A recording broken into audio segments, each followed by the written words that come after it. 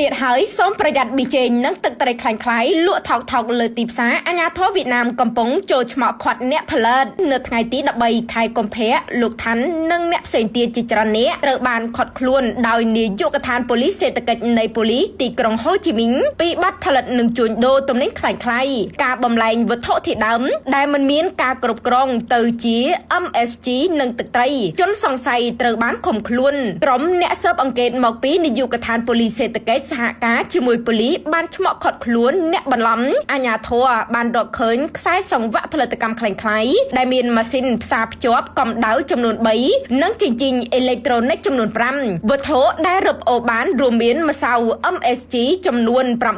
948ថង់ម្សៅគ្រឿងទេសចំនួន367ថង់ទឹកត្រីចំនួន592ដបនិងសាប៊ូបោកខោអាវចំនួន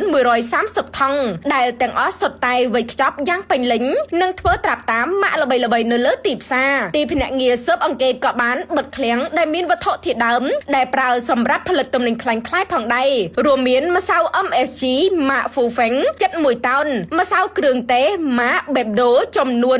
125គីឡូក្រាម